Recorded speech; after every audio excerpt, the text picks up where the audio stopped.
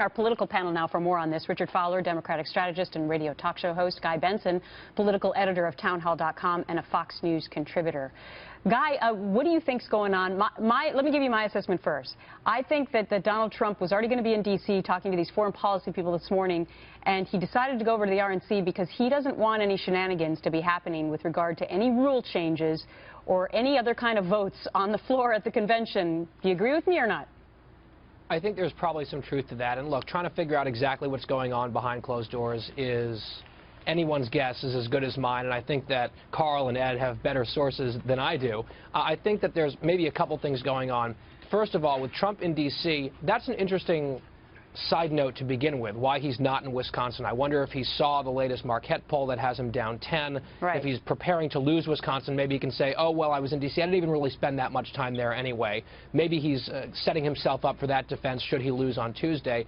But in this meeting with the RNC, I've seen some people on Twitter and elsewhere saying, well, maybe the RNC summoned him.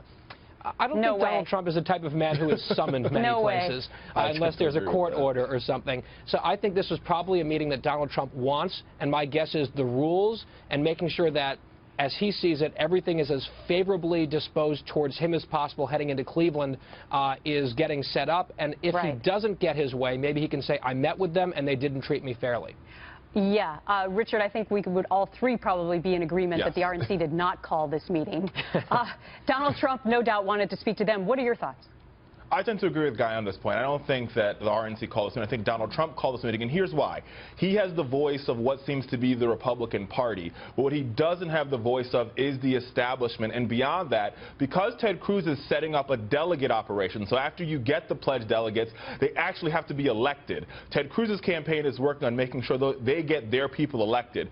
Trump doesn't have that operation, so he has to try to make sure the rules don't change or the rules don't get finagled for him to have a shot in some sort of brokered or double or two or three or four vote ballot convention. So he's doing everything in his power to hold him back a little bit there. That's a really important point, Guy, because we have been watching Ted Cruz. It's really analogous to the ground game that he had in Iowa, which everyone talked about and actually worked out for him because he won the state.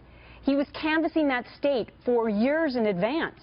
And it's similar in his fight for these delegates. He's gone back to some of these states where the vote has already occurred, and he's been able to get more delegates.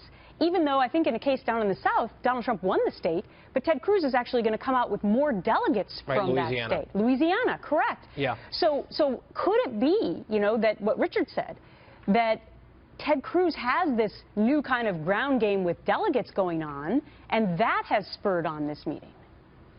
Well, I mean, yeah, he does have that ground game, that delegate play that he's making, although I wouldn't say it's new. I think this has been really percolating for many months. He has a very sharp legal team that know the rules inside and out in a way that the Trump campaign clearly does not. And it's not just Louisiana, and it's not just finagling and getting Rubio delegates or unbound delegates. What they're also doing is getting people elected as Trump delegates who are not, in fact, Trump loyalists. So they would be bound to Donald Trump on the first ballot only, after which, even though they're technically Trump delegates, they've been sort of put in place. That is so fascinating. Okay, so Richard, that is so fascinating because in a year where the people want a candidate who's not a politician, it comes back to politics.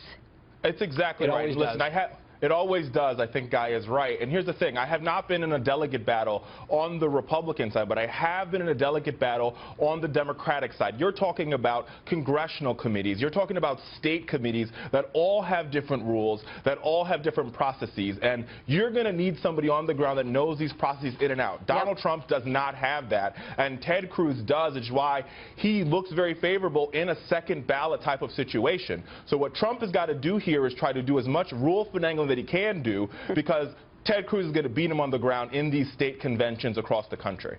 Although, Gretchen, I would say there's some important differences here with the Republicans and the Democrats. The only way there's an open convention on the Republican side is if voters decide there should be. The Democrats have those super powerful, super delegate elitists that the Republicans don't have. True. There is a totally different system. All right, I got to wrap it there. Richard and Guy, thank you.